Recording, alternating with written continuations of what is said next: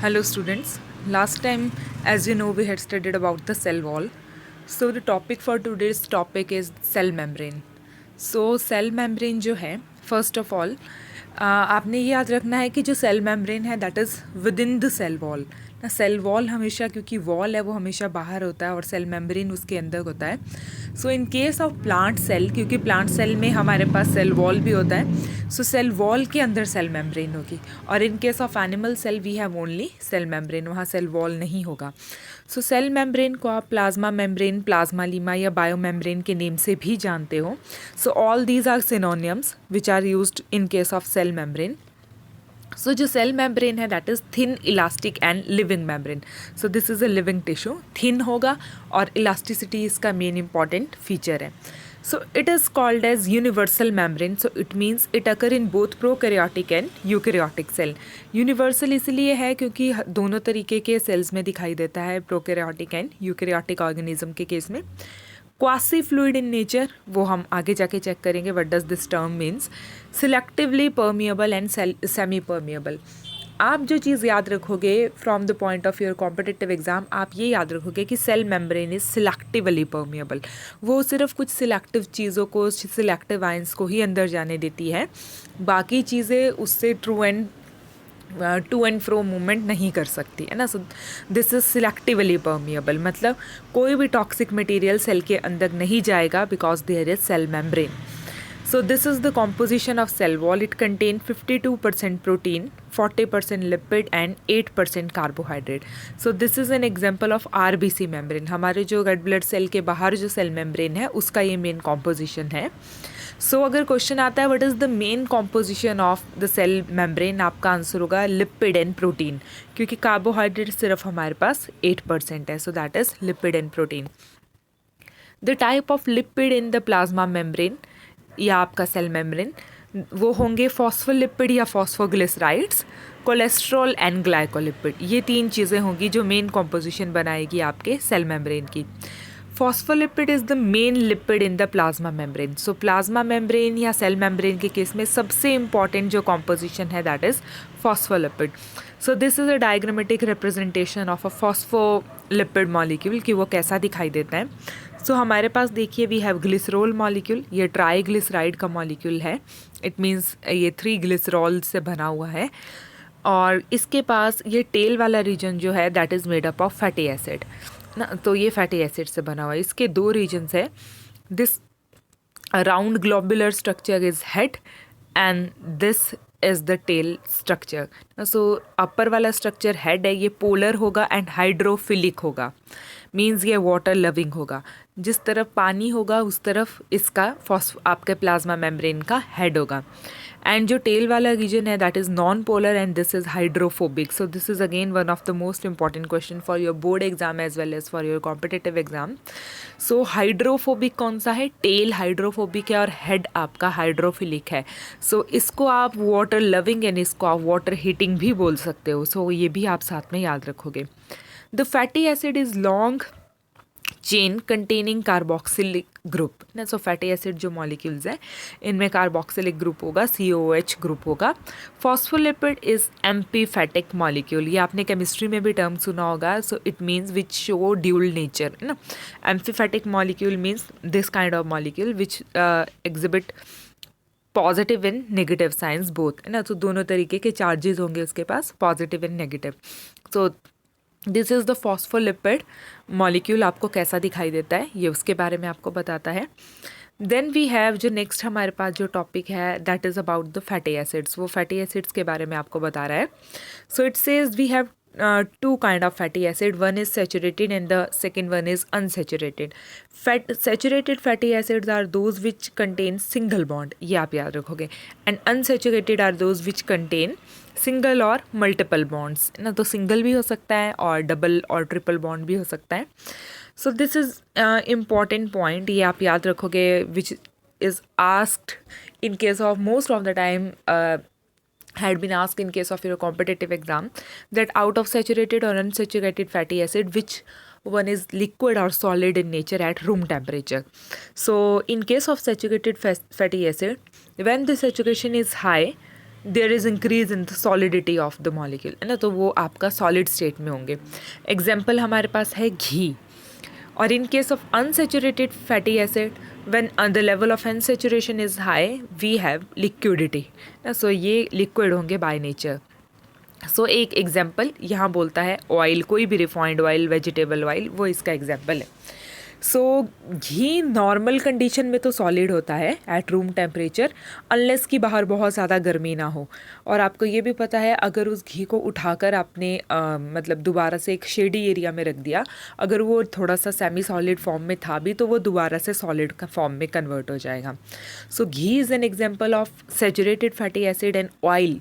Oil जैसे कि आपका वेजिटेबल ऑयल या रिफाइंड ऑयल, जो कि हमेशा आपको लिक्विड फॉर्म में ही मिलेगा. So that is an example of unsaturated fatty acid.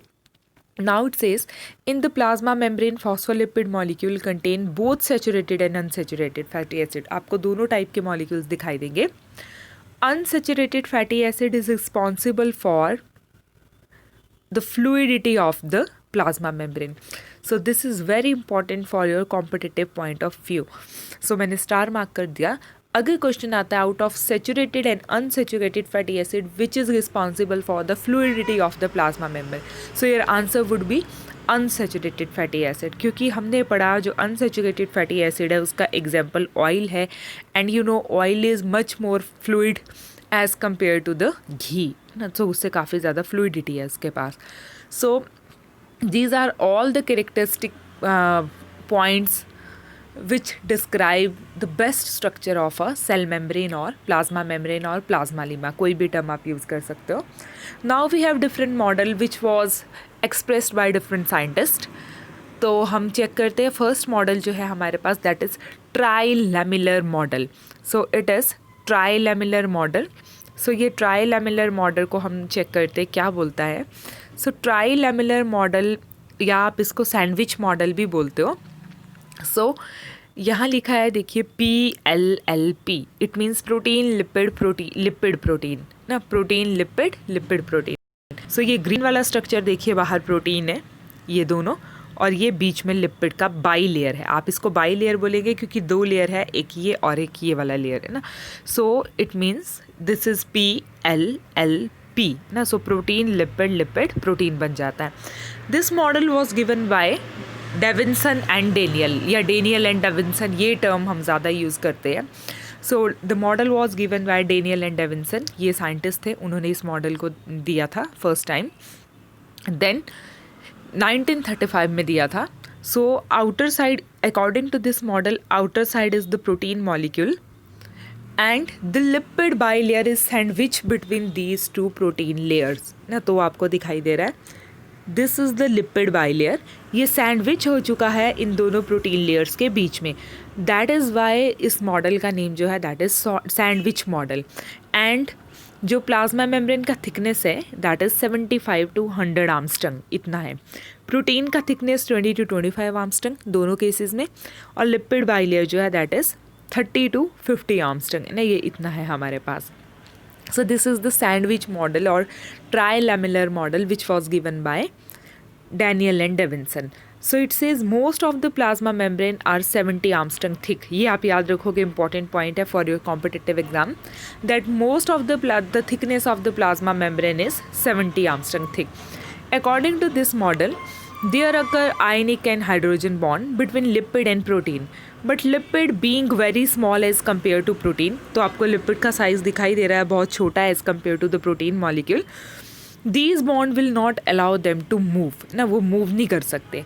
So this model couldn't explain the fluidity of the membrane. जबकि हमने ये पढ़ा कि जो unsaturated fatty acid है that is responsible for the fluidity of the plasma membrane. And the point which explain the fluidity of the membrane that is not clearly defined by this model ना. सो ये model discard हो गया उसकी वजह से. Moreover according to the model there occur small pores which allow the movement of solute and solvent through the membrane. But selectivity was not explain. और एक और फीचर जो इस मेम्ब्रेन ने नहीं बताया प्लाज्मा मेम्ब्रेन का, दैट इज़ सिलेक्टिवली। तो हमने स्टार्टिंग में ही पढ़ा था कि plasma membrane is selectively permeable ना, तो ये भी नहीं इसने बताया उसके बारे में। That's why this model was discarded. अब जब ये मॉडल डिस्कार्ड हो गया, सो इट मीन्स एक नया मॉडल आया होगा उसके बाद। सो वो जो नेक्स्ट मॉडल हमारे पास आया, that is unit membrane model. वो ये मॉडल है which was proposed by scientist जिनका नेम था रॉबर्टसन ने ये मॉडल दिया। According to this model, plasma membrane either of cell or organelle perform the same function and it is structurally similar but the difference is in the size and composition। ये बोलता है, Robertson ने बोला कि plasma membrane जो है almost similar है, but जो डिफरेंस आता है that is only in case of structure में। उसका जो डिफरेंस आता है वो स्ट्रक्चर में आता है और उसके साइज़ में आता है। फंक्शनली प्लाज्मा मेम्ब्रेन सेम है। ये मॉडल प्रपोज किया था रॉबर्टसन ने इन 1959। वो 35 में हुआ था, ये 59 में हुआ। अगेन ये इस मॉडल ने भी फ्लूइडिटी ऑफ द मेम्ब्रेन और सिलेक्टिवली परमिएबल नेचर के बारे में नहीं बताया। That's why this model was also discarded. So इस मॉडल को भी हम सिर्फ ये पढ़ते हैं कि जब प्लाज्मा मॉडल मेम्ब्रेन के मॉडल्स आ रहे थे हमारे पास, तब इन साइंटिस्ट ने हेल्प किया हमें नए मॉडल को जानने के बारे में। बट अभी के टाइम पे एट अ टाइम जो मॉडल आपके सिलेबस में है that is fluid mosaic model. Name में ही देखो फ्लूइडिटी है, so fluid mosaic model. So this is the diagrammatic representation of the fluid mosaic model. आपको बोर्ड्स में क्वेश्चन आता है, इम्पॉर्टेंट है। सो आपने उसके अकॉर्डिंगली इस सेशन को इस सेक्शन को आप प्रिपेयर करोगे। सो फर्स्ट तो आप याद रखोगे the fluid mosaic model was given by Singer and Nicolson. ये सर नेम्स आपको आते हैं, सिंगर एंड निकोलसन, इन 1972। सो काफ़ी लेट आया ये model, but this is the latest model. ये मॉडल ही है जिसको अभी हम फॉलो करते हैं और इसी से रिलेटेड हम प्लाज्मा मेम्ब्रेन के बारे में डिटेल स्टडी करते हैं। And this point also said that this is the worldly accepted model है ना। तो थ्रू आउट द वर्ल्ड अभी हम इसी मॉडल के बारे में की हेल्प से प्लाज्मा मेम्ब्रेन को स्टडी करते। सो इस मॉडल के अकॉर्डिंग ये जो आउटसाइड मेम्ब्रेन में ये जो आपके पास स्ट्रक्चर्स पड़े हुए हैं, दीज ऑल आर प्रोटीन्स। ये प्रोटीन्स है बेसिकली। कैसे प्रोटीन्स है? दीज आर पेरिफेरल या एक्सट्रिंसिक प्रोटीन्स, आप ये नेम लोगे। पेरिफेरल क्योंकि ये साइड्स में पेरिफेरी में पड़े हैं, या एक्सट्रिंसिक एक्सटर्नल टर्म से रिलेटेड है एक्सट्रिंसिक। ये जो अंदर आपको स्ट्रक्चर दिखाई दे रहे हैं, दीज आर इंटीग्रल और इंट्रिंसिक प्रोटीन है ना। ये इंटीग्रल प्रोटीन है, थोड़ा सा हम जूम इन करके देख लेते हैं इसको। और ये साथ साथ आप इसको इंट्रिंसिक प्रोटीन्स भी बोल सकते हो या इंटीग्रल प्रोटीन्स बोल सकते हो है ना, दोनों में से कोई भी टर्म यूज़ कर सकते हैं। सो this is the lipid bilayer. ये लिपिड का बाइलेयर है जिसके पास देखिए हाइड्रोफिलिक हेड है जो कि वाटर लविंग है, और हाइड्रोफोबिक टेल है जो कि वाटर हेटिंग है। ये बीच में ये जो छोटे छोटे सी लिखे हुए हैं, दीज आर कोलेस्ट्रॉल मॉलिक्यूल। ये कोलेस्ट्रॉल के मॉलिक्यूल है ना। So it means according to this model जो आउटर सरफेस पे जो प्रोटीन्स पड़े हुए हैं वो पेरिफेरल प्रोटीन या एक्सट्रिंसिक प्रोटीन है। जो प्लाज्मा मेम्ब्रेन के बीच में आपको कहीं कहीं मिलेंगे वो इंटीग्रल या इंट्रिंसिक प्रोटीन्स हैं।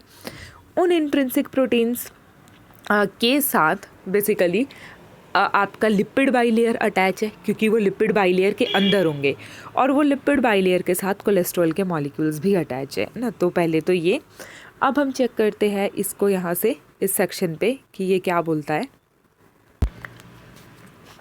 सो यहाँ पे जो और चीज़ है इस मेम्ब्रेन के अंदर, दैट इज़ कैरियर प्रोटीन। ये बड़ा जो स्ट्रक्चर आपको दिखाई देगा, this is carrier protein. Carrier protein वो प्रोटीन होता है जो कि किसी मॉलिक्यूल के साथ अटैच होके फिर ट्रांसफ़र करता है आपके आयंस को या मॉलिक्यूल्स को एक जगह से दूसरी जगह पे है ना। दैट्स वाई उसका नेम कैरियर है, वो कैरी करने में हेल्प करता है। ये जो पेरिफेरल प्रोटीन्स थे उनके साथ ग्लाइकोप्रोटीन भी अटैच है। जैसे लिपिड बाइलेयर के साथ कोलेस्ट्रॉल अटैच है, वैसे पेरिफेरल प्रोटीन के साथ ग्लाइकोप्रोटीन अटैच है। इन पेरिफेरल प्रोटीन के साथ स्पेक्ट्रिन प्रोटीन भी अटैच होगा। ये आरबीसी का स्ट्रक्चर है। ये हमारे आरबीसी के केस में जब हमने प्लाज्मा मेम्ब्रेन को स्टडी किया था उसका स्ट्रक्चर है। सो अगर कभी भी क्वेश्चन आता है the best structure of plasma membrane is studied under आपके पास ऑप्शन होंगे नर्व सेल, आरबीसी, डब्ल्यूबीसी, तो आपका आंसर होगा आरबीसी या फिर ह्यूमन आरबीसी आप ये बोलोगे ना। And this is tunnel protein. ये इसको हम टनल प्रोटीन क्यों बोलते हैं, क्योंकि ये लिपिड बाइलेयर को पूरा का पूरा कवर करता है। देखिए ये पूरे के पूरे स्ट्रक्चर में आपका ये प्रोटीन फैला हुआ है। वैसे तो हमने पढ़ा कि प्रोटीन दो टाइप के हैं, या तो वो पेरिफ्री में होंगे या वो इंटरनल होंगे आपके लिपिड बाइलेयर के। बट जैसे टनल होती है एक जगह से एक पॉइंट से दूसरे पॉइंट को कनेक्ट करती है, वैसे ये आउटसाइड से inside of the membrane connect करेगा। इस टनल प्रोटीन का मेन इंपॉर्टेंट काम है कंडक्शन ऑफ वाटर। ये यहाँ लिखा नहीं है बट वीडियो में अभी मैंने आपको बता दिया है, सो आप याद रखोगे।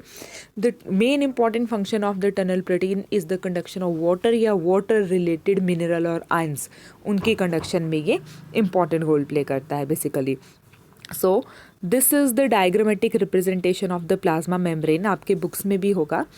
और एक इम्पॉर्टेंट पॉइंट, इसके दो फेसेस है, this is non cytoplasmic face and जो ये है दिस इज़ द साइटोप्लाज्मिक, मतलब ये एरिया साइटोप्लाज्म की तरफ होगा, ये वाला एरिया, और ये जो एरिया है ये आपका साइटोप्लाज्म से दूर होगा।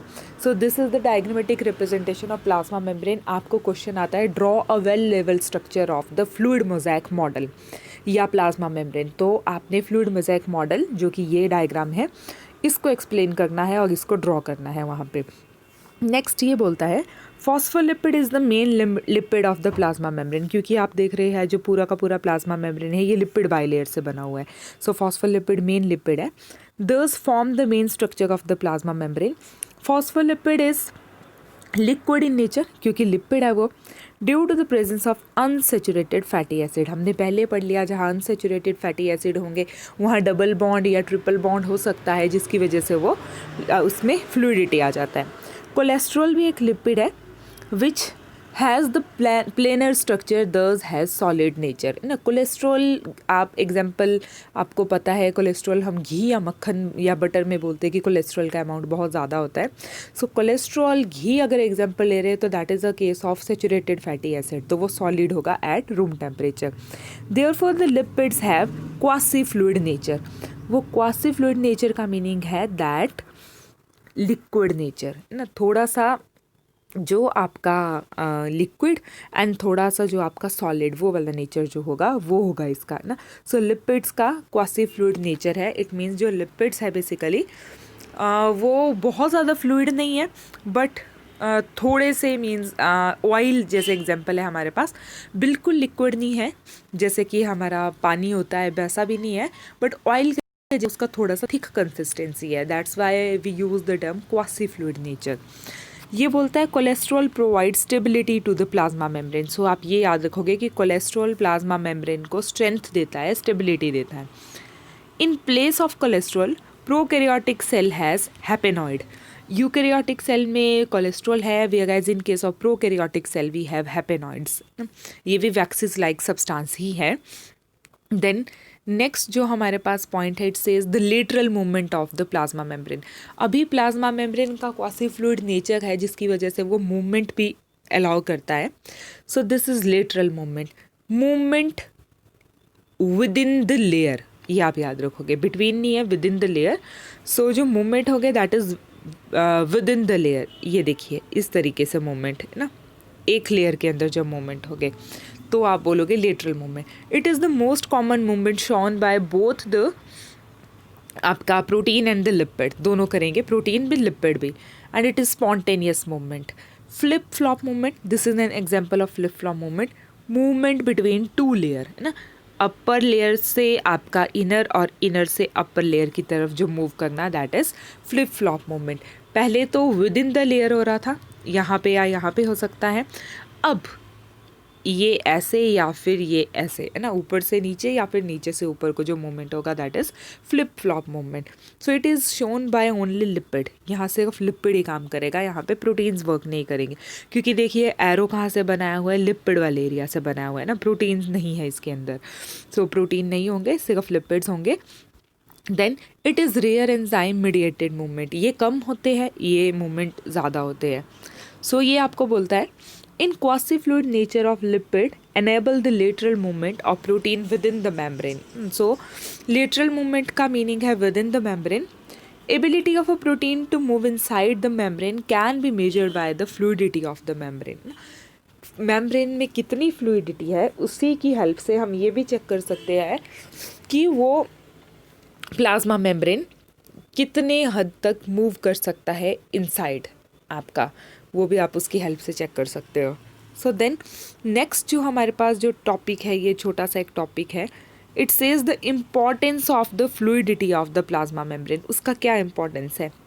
सेल की ग्रोथ में हेल्प करता है, एंडोसाइटोसिस एंड एक्सोसाइटोसिस में भी हेल्प करता है. Endo means intake of substance in the form of vesicle और exocytosis mean excretion of substance, है ना. एंडो मीन्स इनटेक करना, एक्सो मीन्स एक्सक्रीट आउट करना. And the fluidity will help in the formation of intercellular junction. Cell के बीच के जो junction बनते हैं that is also with the help of with the help of the fluidity. And उसके साथ ही साथ जो हमारा लास्ट पॉइंट है that is cell division. Fifth point बोलता है that is cell division. So जो प्लाज्मा मेम्ब्रेन है बेसिकली उसकी फ्लूइडिटी की वजह से ये 5 फंक्शंस में हेल्प होती है. सेल ग्रोथ में, एंडोसाइटोसिस में, एक्सोसाइटोसिस में, फॉर्मेशन ऑफ इंटरसेलुलर जंक्शन और सेल डिवीजन में. So students, this is all about the today's lecture. So आज हमने चेक किया, देखिए, सेल मेम्ब्रेन को. फर्स्ट ऑफ ऑल उसके कॉम्पोजिशंस आपने पढ़े, वो किस चीज़ से बना हमने वो देखा. फिर हमने डिफरेंस देखा between fat saturated and unsaturated fatty acid. हमने 3 मॉडल पढ़े. Sandwich model Danielli and Davson का, यूनिट मेम्ब्रेन हाइपोथेसिस भी हम इसको बोलते हैं, यूनिट मेम्ब्रेन मॉडल भी बोलते हैं, रॉबर्टसन ने दिया था. फ्लूइड मोज़ाइक मॉडल ये यूनिवर्सल मॉडल है, आप ये याद रखोगे. This model is universal model and widely accepted model. अभी हमने प्लाज्मा इतना भी पढ़ा है that is with the help of this model. वो आपको इसी मॉडल की हेल्प से पता चला है ना. सॉरी. देन ये बहुत इंपॉर्टेंट मॉडल है. उसके बाद हमने चेक किए lateral and flip flop movements of the plasma membrane. And we had already check about the importance of fluidity in case of the plasma membrane. Fluidity से क्या importance मिलता है प्लाज्मा मेम्ब्रेन को, वो भी हमने चेक किया. So students, this is all about today's lecture. So आज हमने प्लाज्मा मेम्ब्रेन का जो सेक्शन था उसको क्लियर किया है. I hope the video will help you in pursuing your studies, and we'll continue by the next lecture tomorrow. And till then, take care. Bye bye.